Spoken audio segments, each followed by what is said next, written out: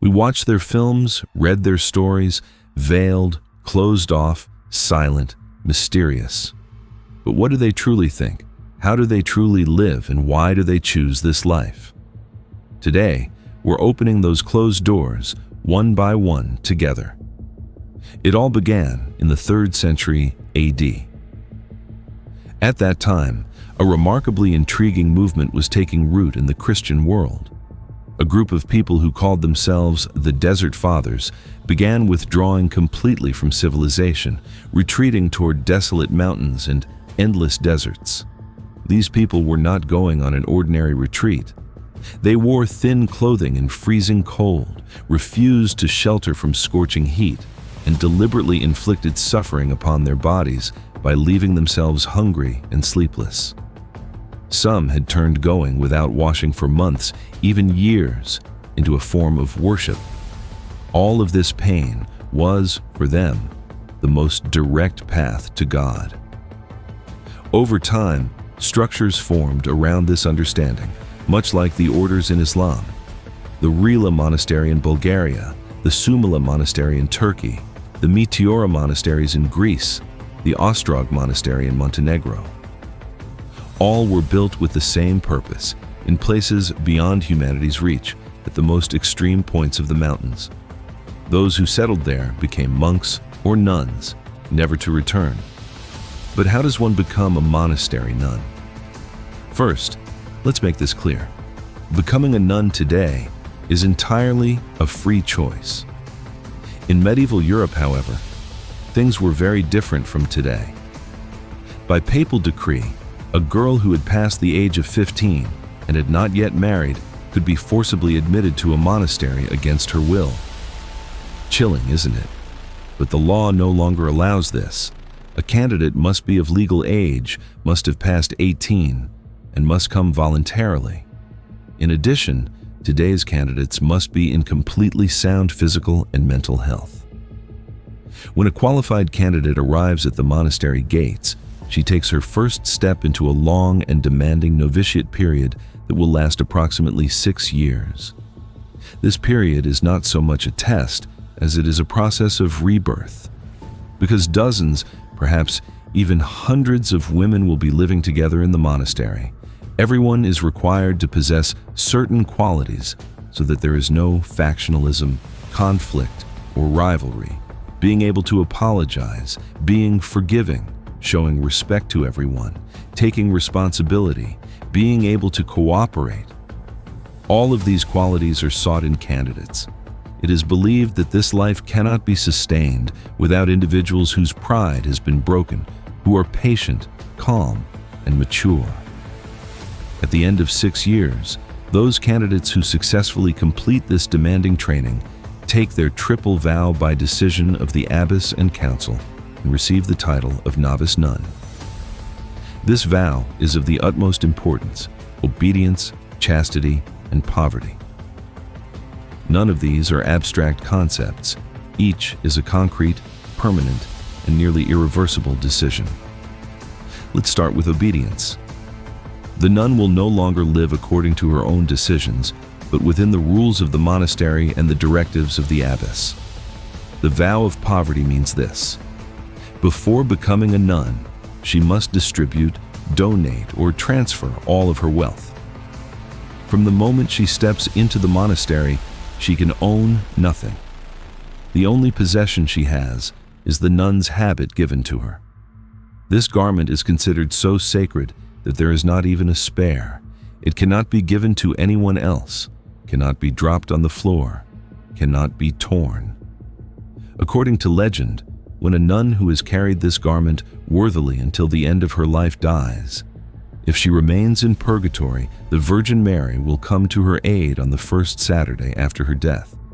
This is known as the Saturday privilege, and this is why that garment is considered so sacred. As for the vow of chastity, nuns are now considered married to God. This is a profoundly meaningful metaphor in Christianity.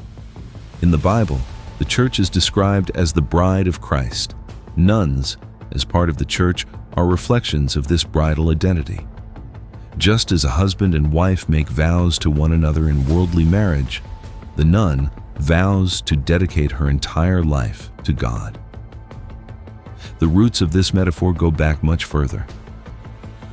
Approximately 5,000 years ago, Sumerian temple women were also considered married to God and therefore had no children. This is a reflection of that ancient understanding carried into the present day. So, how do the days pass in a monastery? This is where the picture becomes quite striking. Monastery life flows within a meticulously constructed order. From the earliest hours of the morning until late at night, everything is set within a plan. The division of labor is distributed according to talents and professions. Some nuns farm and till the garden, growing vegetables. Some take responsibility for cooking and washing up. Some serve in the church choir. Cleaning and carpentry work are also taken on by the nuns. Meals are eaten collectively and accompanied by prayer. Everyone has their own designated place at the dining table. After the meal prayer, an absolute silence begins. The sound of fork, knife, and spoon. But no human voice. No one speaks. Meals are prepared in sufficient quantity to satisfy, and there is absolutely no complaining. Eating or drinking anything outside the monastery is frowned upon. Gluttony is considered one of the 7 deadly sins. In Orthodox monasteries, the rules are even stricter. Many nuns eat vegetarian or even vegan. Several times throughout the day, communal worship is obligatory. Prayer hours are arranged as follows: night prayer, dawn prayer, first hour prayer, third hour prayer, sixth hour prayer, ninth hour prayer, evening prayer, and night prayer once again. Nearly the entirety of a nun's day passes in prayer, worship, and chanting hymns. Performing the Hatel prayers is also among their obligations.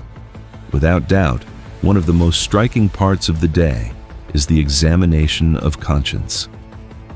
In these confessions that are repeated at set intervals each day, every nun confesses her own faults, shortcomings, and bad thoughts before the community. A glance, an unkind word, even a passing bad thought can become the subject of this confession. This ritual both nourishes the individual's self-awareness and prevents potential conflicts from arising within the community. After the night prayer, a great silence descends upon the monastery, and all the nuns retire to their cells to perform their private prayers. Sleep lasts at most 6 or 7 hours. The day then begins again, unchangingly, at the same hour every morning. Each nun has a simple cell, a bed, a desk for reading, a few shelves, and icons, simple and orderly. As for connection with the outside world, the picture is quite limited.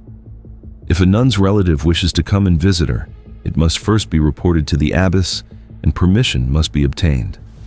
Visits take place under supervision, without physical contact, and for a short duration. Frequent visitors are not accepted, because the nun's worldly ties are now considered severed. It would not be wrong to say that leaving the monastery is virtually impossible. It is only possible to go outside the monastery under the supervision of the abbess, in obligatory situations such as religious organizations. Nor can anyone enter the monastery unless it is necessary. When workers need to come for maintenance or construction work, care is taken for the work to be completed as quickly as possible and for the nuns' private areas not to be entered. No telephone, no computer whatsoever. There is a shared line, but its use is extremely limited and governed by rules. There is a television, but only the religious channels permitted by the abbess may be watched, briefly and only on the condition that it is educational. In some monasteries, television is not used either. In its place, there are newspapers and magazines approved by the monastery. The most defining characteristic of monastery life is certainly silence. There is no room for any unnecessary speech. Underlying this belief is the idea that words open the door to lies, and that lies extend an invitation to the devil. The Cluny order, founded in France in 910, took this vow of silence so far that they developed a special sign language among themselves in order to communicate between nuns and monks. Since nuns are veiled, they often shave their heads. This choice is left to them. It is done both for practical reasons and as a form of mortification of the ego. One of the monastery's fundamental aims is to detach the individual from their personal identity and make them a part of the community. Hair is also considered one of these symbols of individuality. When everyone looks the same, no one boasts about their hair. Individuality gives way to the spirit of community. These women, who live under the monastery roof until the end of their lives, bear witness together to one another's illnesses and old age alike. When one of them passes away, all the other monasteries are informed, and all the nuns pray in the name of the deceased. In every monastery, a special book is kept in which the names of the deceased nuns are written and their biographies recorded. There is an important point worth addressing. The nuns we see in everyday life, in schools, hospitals, and on the streets are not exactly monastery nuns. They are called sisters. They work in church schools and hospitals, engage in charitable work, help the poor, and share in their suffering. The most important difference between them is this. While monastery nuns cut themselves off from the outside world through an unbreakable lifelong vow, sisters continue to live within society and lead a normal life through a partial vow. So could they ever want to leave this path? In the Middle Ages, church authorities had the power to forcibly bring back those who fled the monastery. Women who abandoned the nun's life were punished with excommunication, even death. Today, things are somewhat different. First, the nun is given time to reconsider her decision, religious counseling is provided, and she is reminded that this is a great sin, if she still does not change her mind. In the Catholic denomination, the request is forwarded to the papacy, and with papal approval, the nunhood is brought to an end. After hearing all of this, perhaps you are asking, is it truly right to choose such intense seclusion and to inflict such suffering upon the body for the sake of faith? The answer to that question changes entirely depending on where you stand.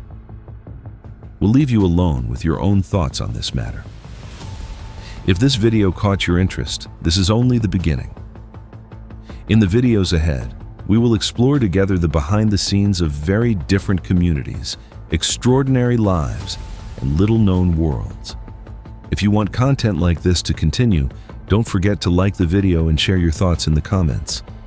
Until the next documentary in a far more fascinating story, goodbye.